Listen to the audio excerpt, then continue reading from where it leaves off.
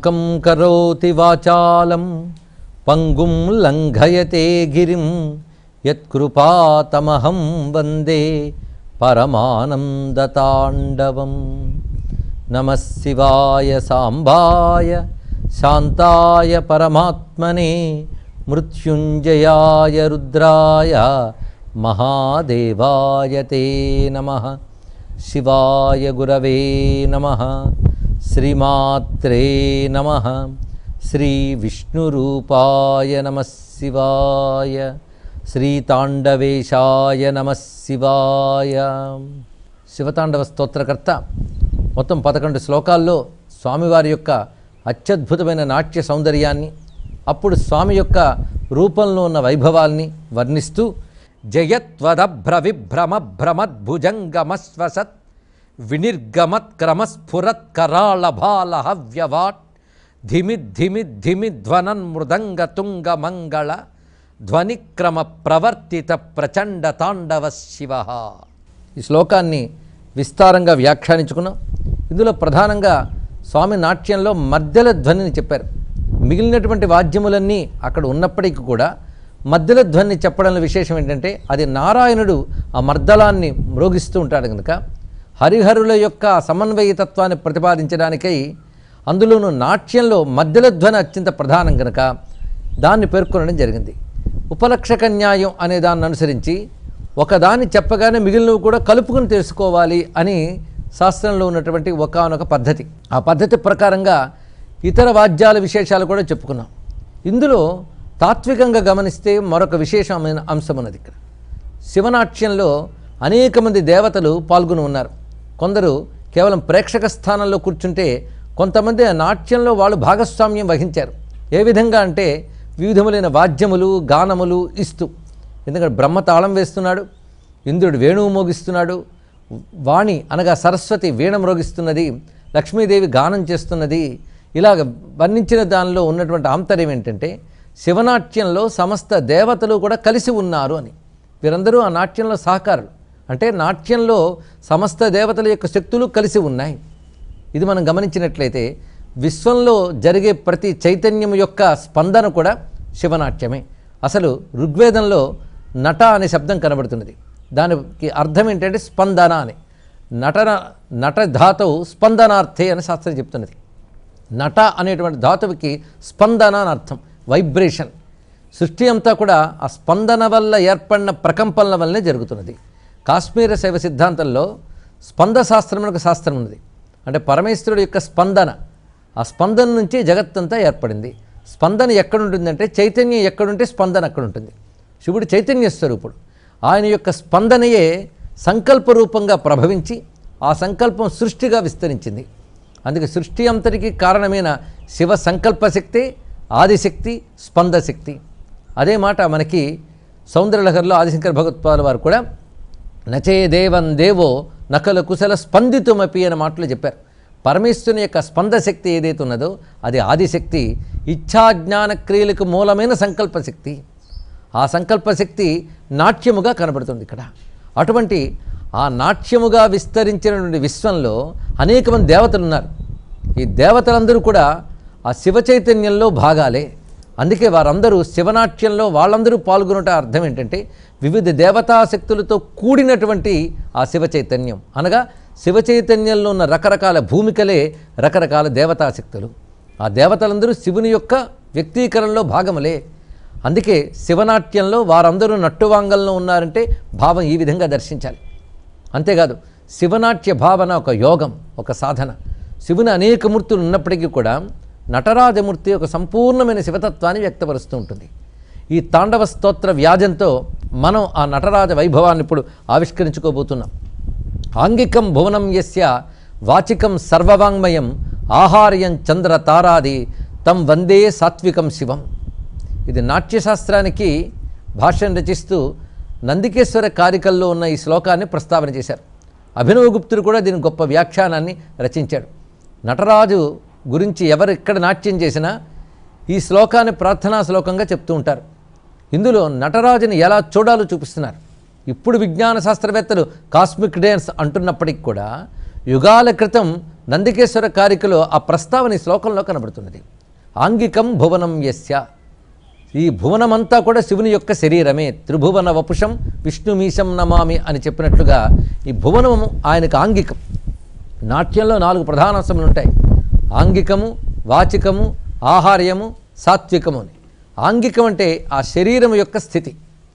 పరమేశ్వరుడు ఆ నాట్యానికి సిద్ధపడినప్పుడు ఆయనకు ఆంగికం ఏమిటయ్యా అంటే భువనం యస్య, సమస్త విశ్వము ఆయనకు ఆంగికమే.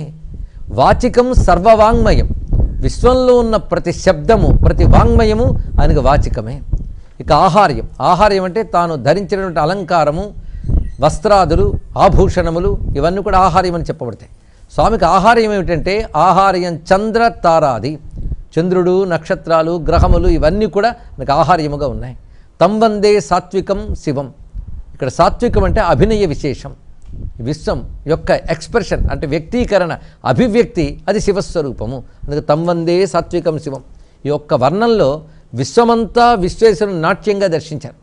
అందుకే నటరాజమూర్తిలో మొత్తం విశ్వములో జరిగే కృత్యములన్నీ మనకు గోచరిస్తాయి. నటరాజస్వామి ఒక మండలంలో ఉంటాడు. ఆ మండలం జ్వాలామయంగా కనబడుతుంది. ఆ మండలం ఏమిటయ్యా అంటే అయితే బ్రహ్మాండ మండలం లేకపోతే అణుమండలం. అణుమండలం అత్యంత సూక్ష్మం, బ్రహ్మాండ మండలం అత్యంత విస్తారమైనది. విస్తారమైన బ్రహ్మాండంలోనూ అతి సూక్ష్మమైన అణువులో కూడా పరమేశ్వరుడే వ్యాపించి ఉన్నాడు. అణోరణీయాన్ మహతో మహీయాన్ అని ప్రసిద్ధి చెందిన వేదవాక్యం అలాగూ ఉన్నది. అణువు మొదలు బ్రహ్మాండమంతా ఉండేటువంటి ఆ చేతన అంతా కూడా నాట్యమే. చేతనానికి ఆధారమైన చైతన్యం శివుడు. అందుకే చైతన్య రూపుడైన శివుని యొక్క ఆ చేతనత్వ ప్రకటనము నాట్యంగా చూడడం అనేది ఇందులో కనబడుతున్నటువంటి అంశం. ఇక్కడ అది నటరాజమూర్తిలో ఎలా కనబడుతున్నదంటే ఆ వృత్తాకారముగా ఉన్నటువంటి ఆ మండలము నడుమ స్వామి యొక్క మూర్తి భాసిస్తున్నది. ఆ మూర్తి ప్రధానంగా 4 చేతులతో ఉన్నది. ఈ సృష్టిలో ఆ చైతన్యం 4 క్రియలు చేస్తున్నది. ఇంకా చెప్పాలంటే పంచకృత్యములను చెప్పుకోవాలి. ఇక్కడ 5 కృత్యములు చేస్తున్నది. ఆ 4 చేతులు పాదము కలిపితే 5 అవుతున్నాయి. 5 కృత్యములు చేస్తున్నటువంటి వైనం ఆ మూర్తిలో మనకు కనబడుతున్నది. అది ఎలాగూ అంటే వివరిస్తున్నారు ఇక్కడ. ఒకటి, స్వామి ఒక చేతితో డమరుకం పట్టుకుంటాడు, ఒక చేతితో అగ్ని, ఇంకొక చేయి అభయహస్తం, కింది చేయి డోలాహస్తం అని చెప్పబడుతున్నది. తర్వాత పాదముల్లో కుడిపాదం ఒక రాక్షసుడిపై పెట్టి ఉంటాడు, ఎడం పాదం ఎత్తి ఉంచుతాడు. ఆ ఎత్తి ఉంచిన ఎడం పాదాన్ని తన ఎడమ చేత్తో చూపిస్తున్నట్టుగా కనిపిస్తుంది ఇక్కడ. దీన్ని అనేక రకాలుగా భావుకులు, ఉపాసకులు దర్శించారు. ఇవన్నీ కూడా సత్యదర్శనములే, కేవలం ఒక ఊహాదర్శనం అనడానికి లేదు. వారికి అది అనుభవానికి వచ్చినటువంటి దర్శనం అని భావించాలి. మొత్తం శివుడు చేసే పనులు 5 కూడా వీటిలో మనకు కనబడుతుంటాయి. ఈ 5 ఏమిటి అంటే సృష్టి, స్థితి, సంహార, తిరోధాన, అనుగ్రహ. ఈ తిరోధాన అనుగ్రహ అనే దాన్ని అర్థం చేసుకోవాలంటే బంధ మోక్ష అనవచ్చు. ఇక్కడ పక్వత లేని జీవులకి ఆయన ఇంకా సంసార బంధాలను నడుపుతూ ఉంటాడు, అది తిరోధానం. వారికి పరతత్వం తెలియబడదు, మరుగుగా కనబడుతుంది. ఆ మరుగు అనే దాన్ని తిరోధానం అంటారు. విశ్వమంతా పరతత్వమే ఉన్నప్పటికీ, పరమాత్మ ఉన్నప్పటికీ పరమాత్మ స్పృహ లేకుండానే చాలామంది జీవిస్తుంటారు. వాళ్ళు జనన మరణ పరంపరల్లో పడి కొట్టుకు వెళుతూ ఉంటారు. వీళ్ళందరూ బంధం అనేటువంటి సంసార స్థితిలో ఉన్నటువంటి వారు. దీన్ని దాటి పొందిన మోక్షమే అనుగ్రహం అని. అందుకే పరమాత్మ సృష్టి, స్థితి, సంహార, బంధ, మోక్ష అనే 5 కృత్యములు ఈ లోకంలో నిర్వహిస్తూ ఉంటాడు. మొత్తం ప్రపంచంలో జరిగే పనులన్నీ 5, ఇంతకు మించి మరేమీ లేవు. ఈ 5 చేసేవాడు ఈశ్వరుడు. ఇందులో ఈ 5 పనులు చేసేటప్పటికి ఆయనకు 5 పేర్లు ఉన్నాయి. సృష్టి చేసేటప్పుడు ఆయన బ్రహ్మ అని, స్థితి కృత్యంలో ఆయన విష్ణువని, సంహార కృత్యంలో రుద్రుడని, తిరోధాన కృత్యంలో మహేశ్వరుడని, అనుగ్రహ కృత్యంలో సదాశివుడని చెప్పడం మనకి శాస్త్రాల్లో కనబడుతున్న వ్యవహారం. ఈ 5 చేస్తున్నవాడు ఒక్క ఈశ్వరుడే. అందుకే నటరాజమూర్తి ఈ పంచకృత్యములు చేస్తున్న పరమేశ్వర స్వరూపంగా మనకు దర్శనమిస్తున్నది. డమరుకము సృష్టికి సంకేతం. ఎందుకంటే సృష్టి స్పందనల నుంచి వచ్చినటువంటిది. అందుకు ఆ ప్రథమ స్పందనమైనటువంటి శక్తి ఆ డమరుకు నుంచి వ్యక్తమవుతూ అది సృష్టికి సంకేతంగా కనబడుతున్నది. ఇక తర్వాత చెయ్యి అభయహస్తం ఏదైతే ఉన్నదో అది స్థితికి సంకేతం, జగత్తును రక్షిస్తున్నటువంటి స్థితి అది. ఇటు ఎడమ చేతి వైపు ఉన్నటువంటిది అగ్ని, అది సంహారానికి సంకేతం. కనుక సృష్టి, స్థితి, సంహారం ఈ 3 చేతుల్లో కనబడుతున్నాయి. ఇక క్రింది ఉంచినటువంటి పాదం ఏదైతే ఆ రాక్షసుడి మీద ఉంచాడో అది భూమితో అనుబంధం కలది, అంటే లోకంతో బంధం అనర్థం. అందుకే క్రింది ఉంచినటువంటి ఆ కుడి పాదం ఏదైతే ఉన్నదో అది బంధము అనగా తిరోధాన కృత్యాన్ని తెలియజేస్తుంటుంది. పైకి ఎత్తినటువంటి ఎడమ పాదం మోక్షము అనగా అనుగ్రహ కృత్యాన్ని తెలియజేస్తుంటుంది. కనుక పంచకృత్యములు తానే నిర్వహిస్తున్నానని చెప్తున్నాడు స్వామి ఇక్కడ. అందుకు పంచకృత్యాలకి మూలమైనటువంటి పరమేశ్వరుడు సదాశివుడు నటరాజ స్వరూపంగా మొత్తం విశ్వంలో జరుగుతున్న 5 కృత్యాలని 5 కేంద్ర బిందువులతో చూపిస్తున్నాడు ఆయన. మరొక విశేషమైన అంశం ఏంటంటే ఆ ఎడమ చెయ్యి క్రిందికి ఉన్నటువంటిది ఎడమ పాదాన్ని చూపిస్తున్నది. అంటే ఈ పాదాన్ని కానీ ఆశ్రయిస్తే నా అభయం లభిస్తుంది అన్నారు. ఇక్కడ విశేషం ఏంటంటే ఆ చూపిస్తున్నది ఎడమ చెయ్యి, ఎడమ పాదాన్ని చూపిస్తున్నది. ఈ రెండు ఎడమ. దీన్ని ఆశ్రయిస్తే లభించేదేంటి? కుడి చెయ్యి అని అభయం అన్నారు. అంటే కుడి అయ్యవారిది, ఎడమ అమ్మవారిది. ఇది కూడా ఆలోచించవలసిన అంశమే. అందుకు ఎడమ పాదాన్ని ఆశ్రయిస్తే అంటే అమ్మవారిని ఆశ్రయిస్తే అయ్యవారి అభయం లభిస్తున్నది అని. అభయం అంటే జ్ఞానం అని అర్థం. అందుకే ఎప్పుడు అభయహస్తం ఊర్ధ్వ దిశను చూపిస్తుంటుంది, అధో దిశను చూపించదు. వరదహస్తం అయితే క్రిందికి చూపిస్తారు, అభయహస్తం అయితే పైకి చూపిస్తారు. క్రిందికి చూపించడంలో అర్థం ఏంటంటే లౌకికమైన కోరికలన్నీ తీరడం అనేది వరదహస్తం చేస్తున్నది. అభయం ఎప్పుడు కూడాను లోకాతీతమైనటువంటి జ్ఞానంలోనే లభిస్తుంది తప్ప లోకంలో లభించదు. లోకంలో ఈ భయం పోవాలి అనేది తాత్కాలికమైనటువంటి స్థితే తప్ప లోకంలో అభయస్థితి లేదు. లోకాతీత, గుణాతీత, సర్వాతీత, సమాత్మిక అయినటువంటి కైవల్య స్థితిలో మాత్రమే అభయం ఉన్నది. అభయము కేవలం జ్ఞానం వల్ల, బ్రహ్మానుభవం వల్ల మాత్రమే లభిస్తుంది. అందుకే అభయహస్తి ఎప్పుడు ఊర్ధ్వ దిశలోనే ఉంటుంది, లోకాతీత స్థితిని తెలియజేస్తూ. అదే శివజ్ఞానం. ఈ శివజ్ఞానం లభించాలి అంటే ఆ జగన్మాత పాదాలను ఆశ్రయించాలి అనే భావం ఇందులో కనబడుతున్నది అని నటరాజ భక్తులు మరొక దర్శనాన్ని. ఇక్కడ ఈ భావనకి మరింత బలంగా ప్రమాణంగా కనబడుతున్న అంశం ఏంటంటే నటరాజ స్వరూపంలో ఆయన కుడి చెవికి మకర కుండలం ఉంటుంది, ఎడమ చెవికి తాటంకం ఉంటుంది. తాటంకం అంటే చెవికమ్మలు. సాధారణంగా తాటంకం స్త్రీదేవతలకు కర్ణాభరణం, మకర కుండలం పురుషదేవతలకు కర్ణాభరణం. మరి ఇక్కడ స్వామివారికి ఒకే రకమైన కర్ణాభరణాలు లేకుండా 2 భిన్నమైన కర్ణాభరణాలు ఉండడంలో ఆంతర్యం ఏంటంటే ఆయన శివశక్తి రూపుడు అని చెప్పడం. నటరాజుగా కనబడుతున్నా అదే అర్ధనారీశ్వరమూర్తే. అసలు శివుడికి రూపం కనబడుతుందంటే అక్కడ అమ్మవారు ఉన్నారని అర్థం. ఆ అమ్మవారి వల్లనే రూపం లేని స్వామి రూపాన్ని చూపిస్తున్నాడు ఇక్కడ. అందుకే శక్తి శరీరం అధిదైవత మంతరాత్మ ఐశ్వర్యమాయతన మాసన జాలమిచ్చ అని శివపురాణం చెప్తుంది. శివుని యొక్క శక్తి, ఉపాధి ఇవన్నీ కూడా ఆయన నుంచి విడదీయలేనటువంటి ఆ జగన్మాతయే అని. అందుకు స్వామి యొక్క ప్రతి రూపంలో ఆ జగన్మాత ఉంటుంది. చూడ్డానికి నటరాజు అనిపించుకున్న అది కూడా అర్ధనారీశ్వర స్వరూపమే. అందుకే ఆ ఎడమదైనటువంటి శక్తిని ఆశ్రయిస్తే శివజ్ఞానం లభిస్తున్నది. ఇలా మొత్తం ఒక్క నటరాజు విగ్రహాన్ని మనం ధ్యానం చేసినట్లయితే సంపూర్ణమైనటువంటి విశ్వనిర్వహణ శక్తి మనకు గోచరిస్తున్నది అక్కడ. ఆ శక్తిని నిర్వహిస్తున్న విశ్వేశ్వరుడు కనబడుతున్నాడు ఇక్కడ. అందుకే నటరాజ విగ్రహం శ్రీచక్రాన్ని ఆధారం చేసుకుని నిర్మిస్తారు అని శిల్పశాస్త్రం చెప్తున్నటువంటి అంశము. అందుకే నటరాజ విగ్రహాన్ని ఆరాధిస్తే శ్రీచక్రాన్ని ఆరాధించినట్లే, అందులో ఏమీ సందేహం లేదు. ఎందుకంటే శ్రీచక్రం శివయోర్వపు, శ్రీచక్రం శివశక్తుల ఏకస్వరూపము. అదేవిధంగా నటరాజ విగ్రహం కూడా శివశక్తుల ఏకస్వరూపంగానే గోచరిస్తున్నది.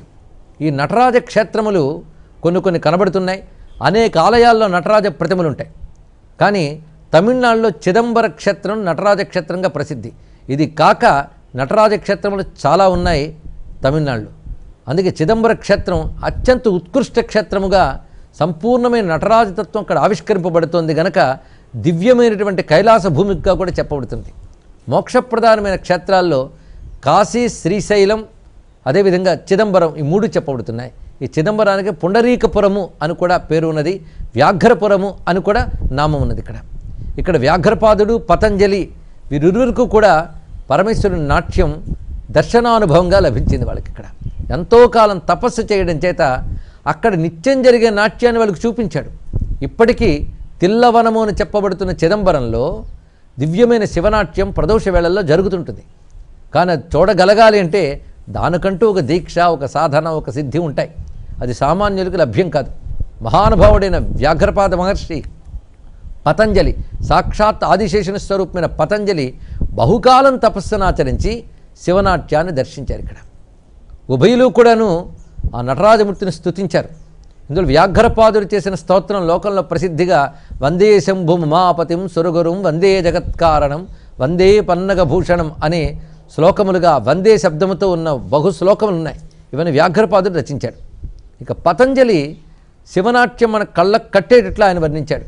ఇంచుమించు ఈ శివతాండవ స్తోత్రం వలనే అది కూడా ప్రసిద్ధిగా ఉన్నది.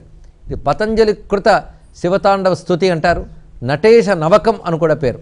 అంటే 9 శ్లోకాలు ఉంటాయి. ఈ శ్లోకాల్లో మనం నామాలు కానీ తీస్తే సరిగ్గా 108 నటరాజ నామాలు ఉంటాయి. అదొక విశేషమైన అంశం. నేటికి చిదంబరంలో ఆ నామాలతోనే స్వామికి స్తోత్రం చేస్తూ ఉంటారు. అందులో ఉన్న విశేషం ఏంటంటే చరణ శృంగరహితం. దానికి కొమ్ములు పాదాలు ఉండవన్నారు. సర్పానికి కూడా 2 ఉండవు. అలాగే ఇందులో ఐత్వాలు కానీ దీర్ఘాక్షరాలే కానీ ఉండవు ఈ శ్లోకంలో. అదొక విశేషమైన అంశం. అంటే ఆ సర్పలక్షణం ఈ శ్లోకాల్లో కనబడుతున్నది. పతంజలి సర్పరూపుడు కనుక శ్లోకంలో కూడా సర్పరూపం కనబడుతున్నది. ఇంకో కోణంలో ఆలోచిస్తే మనలో కుండలిని సర్పరూపంగా చెప్పబడుతున్నది. ఆ కుండలిని గమనానికి, ఆ సర్పరూపానికి ఈ శ్లోకాలకి ఏదో అనుబంధం ఉన్నది. అందుకే ఈ శ్లోకాలని ఎక్కడ ఉచ్చారణ దోషం లేకుండా స్పష్టంగా ఉచ్చరిస్తూ చదివితే పెద్ద సంగీతం రానక్కర్లేదు. తప్పులు లేకుండా చదివితే చాలు. అందులోనే ఒక సంగీతం తూగు ఉంటుంది. ఛందస్సుకు లక్షణం అది. అలా చదవగలిగితే దీని ద్వారా మనలో కుండలిని సంచారము, కుండలిని ఉత్థానం కూడా జరుగుతుందని భావించవచ్చు. ఇక్కడ అలాంటి మహిమాన్వితమైనవే మన స్తోత్ర ఛందస్సులు, అందులో చూపిన భావాలు, వాడిన శబ్దాలు.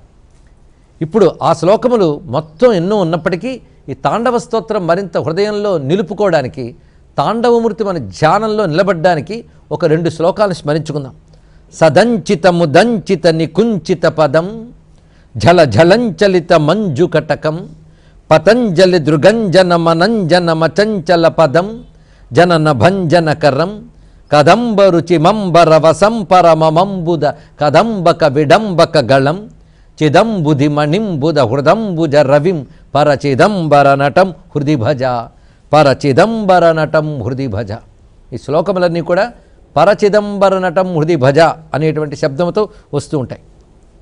అదేవిధంగా మరొక శ్లోకంలో అనంత నవరత్న విల సత్కటక కింకిణి జలంజల జలంజల రవం ముకుంద విధి హస్తగత మర్దళల యధ్వని ధిమిద్ధిమిత నర్తన పదం శకుంతరత బర్హిరత నందిముఖ దంతిముఖ శృంగిరిటి భృంగి నికటం సనంద సనక ప్రముఖ వందిత పదం పరచిదంబర నటం హృది భజ పరచిదంబర నటం హృది భజ.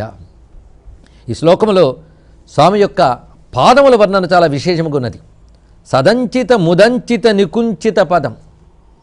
అందులో ఆ క్రింది పెట్టినటువంటి పాదం ఒకటి, పైకి ఎత్తిన పాదం. ఈ పైకి ఎత్తిన పాదమే అత్యంత ముఖ్యమైనది. దీనికి కుంచిత పాదము అని అంటారు ఇక్కడ. అది నికుంచిత పదం అంటే అలా చాచి కొంచెం వంచి ఉంచినటువంటి పాదం అది.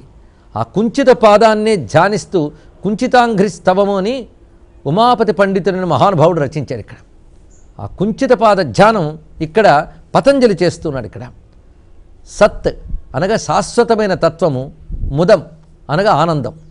ఈ శాశ్వతమైనటువంటి ఆనంద తత్వమే ఆ పదము అని చెప్తూ సదంచిత ముదంచిత నికుంచిత పదము అని చెప్పారు ఇక్కడ. అంటే సదానంద స్వరూపమే ఆ పాదము. ఆ పాదానికి చక్కటి ఆభరణములు ఉన్నాయి. అంటే నూపురములు కట్టబడి ఉన్నాయి. అవి జలంజల నాదములు చేస్తున్నాయి. ఆ స్వరూపం ఎలా ఉన్నదంటే పతంజలి దృగంజనం. పతంజలి కంటికి ఒక అంజనము వలె పనిచేస్తున్నది అన్నారు. అంజనం అంటే మామూలు కంటితో చూడలేని దివ్య వస్తువులను చూపించగలిగేది అని. స్వామి అనుగ్రహం ఒక అంజనంలా పనిచేసి స్వామి మూర్తి పతంజలి కంటికి కనబడుతున్నది. అయితే మనకైతే లేపనం అంటే అంజనం రాసుకుంటే స్వామి కనబడుతున్నాడు. కానీ స్వామి నిరంజనుడు. ఆయనకి లేపనమేదే లేదు, ఆయన కప్పేదేమీ లేదు. అచంచల పదం, పదాన్ని కదిలిస్తున్నాడు. కానీ ఆయన పదము అనగా ఆయన స్థానము, ఆయన స్వరూపము అది అచంచలం అంటే స్థిరమైనది, శాశ్వతమైనది.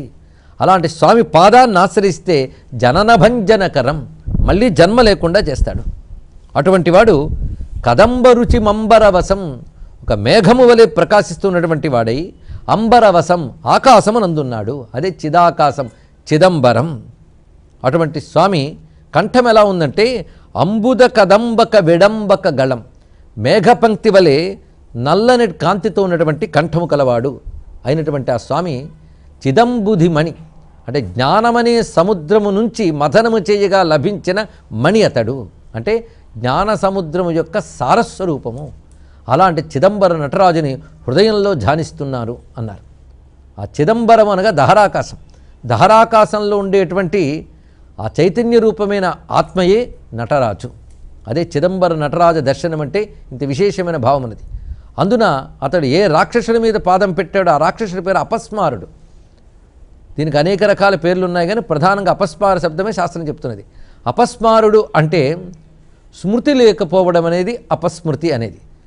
ఉండవలసిన జ్ఞాపకం లేకపోవడం, పనికిమాలినవని జ్ఞాపకం పెట్టుకోవడం, ఈ రెండు కూడా దుర్లక్షణాలే. దీనిలో దేన్ని స్మృతిలోకి తెచ్చుకోవాలో అది మిగలదప్పుడు. ఉండవలసింది ఆత్మస్మృతి, ప్రపంచ విస్మృతి. కానీ మనకు వ్యత్యాసంగా ఉంటుంది. ఆత్మవిస్మృతి, ప్రపంచ స్మృతి ఉంటుంది ఇక్కడ. అటువంటి అపస్మృతి అయినటువంటి ఈ ప్రాపంచిక వాసనల్ని తొలగించి దాన్ని తొక్కిపెట్టి పరమాత్మ కనబడతాడు. ఒక విధంగా ఆలోచించితే ఆదిత్యవర్ణం తమసస్తు పారే అంటోంది శాస్త్రం. అంటే చీకటికి ఆవల ఉంది పరమాత్మతత్వము అని. పెంజీకటికి అవ్వల ఎవ్వండేకాకృతి వెలుగు అన్నారు పోతన గారు. ఇక్కడ చీకటికి ఆవల అంటే అర్థం ఏంటి? అజ్ఞానానికి ఆవల అని అర్థం ఇక్కడ.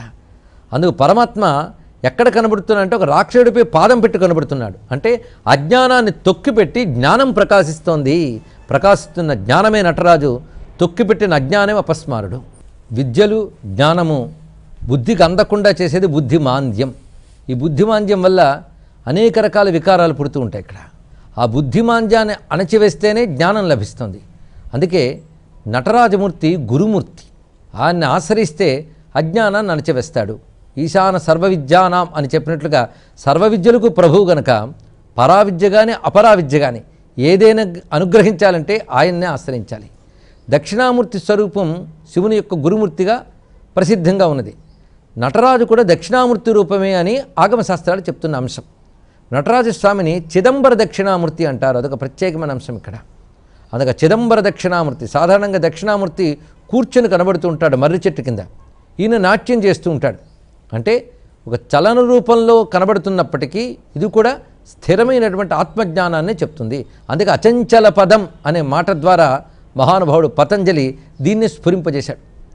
ఇక నాట్యం చేస్తున్నప్పుడు ఆ నూపురుములుగా మారిపోయినవి సర్పములే ఆ విధంగా మారిపోయాయి. మువ్వల పట్టీలుగా సర్పములే మారిపోయాయి. ఎందుకంటే ఆయన అలంకారములు సర్పములే.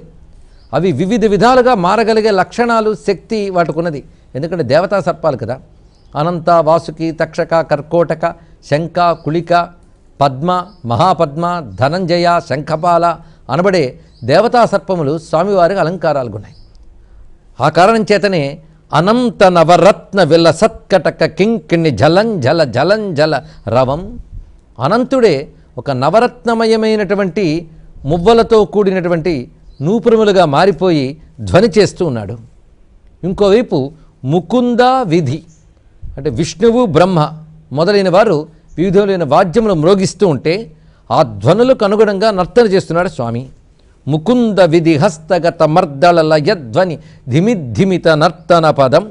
ఇది సరిగ్గా శివతాండవ స్తోత్రంలో ధిమి ధిమి ధిమి ధ్వనన్ మృదంగ తుంగ మంగళ ధ్వనిక్రమ ప్రవర్తిత అనే భావాన్ని మనకి చూపిస్తూ ఉన్నది.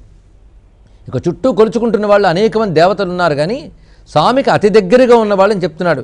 శకుంతరథ బర్హిరథ నందిముఖ దంతిముఖ శృంగిరిటి భృంగి నికటం. శకుంతరథ అంటే పక్షిని రథముగా చేసుకున్నవాడు అంటే గరుడ వాహనారుడైన విష్ణువు. బర్హిరథ నెమలిని వాహనంగా చేసుకున్నవాడంటే సుబ్రహ్మణ్యుడు. నందిముఖ దంతిముఖ అంటే నంది మొదలైన. ఇక్కడ నంది ముఖ అన్నప్పుడు ముఖ శబ్దానికి మొదలైన అర్థం తీసుకోవాలి. నంది మొదలైన వారు. దంతిముఖ ఏనుగు ముఖం కలిగిన గణపతి. శృంగి, రిటి, భృంగి మొదలైన ప్రమథులు వీరందరూ నికటం దగ్గరగా ఉన్నారు స్వామివారి నాట్యాన్ని చూస్తూ. ఎందుకంటే శివ పరివారంలో ప్రధానమైన వారు. అదేవిధంగా జ్ఞానులు ఇంకా దగ్గరకుంటారు. అలాంటి జ్ఞానులు ఈ తాండవమూర్తిని చూస్తూ పరవశించిపోతున్నారు. వారే సనంద సనక ప్రముఖ వందిత పదం. అలాంటి జ్ఞానులు ఏ పదమును నమస్కరిస్తున్నారో, ఇక్కడ పదము అంటే పాదమును అర్థం చెప్పుకొని ఆ శివ పాదాన్ని సనంద సనకాదులు నమస్కరిస్తున్న భావం చెప్పుకోవచ్చు. అదేవిధంగా పదం అంటే స్థితి, అది బ్రాహ్మీ స్థితి. సనక సనందనాదులు ఎప్పుడు కూడా బ్రాహ్మీ స్థితిలో ఉంటారు. అంటే అటువంటి జీవన్ముక్తులు ఏ స్థితి యందు ఉంటారో ఆ స్థితే శివస్థితి, అదే శివపదం. అలాంటి ఆ శివపదానికి, శివస్వరూపానికి చిదంబర నటరాజుకి నమస్కారము అంటున్నాడు పతంజలి. ఈ మొత్తం భావం అంతా కూడా ఈ తాండవ స్తోత్రంలో చెప్పబడ్డ నటరాజు స్వరూపాన్ని మనకి మరింత స్ఫురింపజేస్తున్నది. ఒకవైపు తత్వాన్ని, మరొకవైపు సౌందర్యాన్ని, ఇంకోవైపు స్తుతిని అన్ని కలబోసి శివతాండవ స్తోత్రాన్ని రమణీయంగా రచించారు. రావణకృతంగా భావించబడుతున్నప్పటికీ ఎవరో ఒక మహాయోగి మహాభక్తుడు రచించి శివాంకితం చేసుకున్నాడు. అటువంటి దివ్యమైన స్థుతికి నమస్కరిస్తూ ఆ తర్వాతి శ్లోకముల్లో ఆయన చూపించిన యోగ భూమికలు ఏమిటో రేపు తెలుసుకుందాం. సర్వం శ్రీ సాంబ సదాశివ చరణారవిందార్పణమస్తు.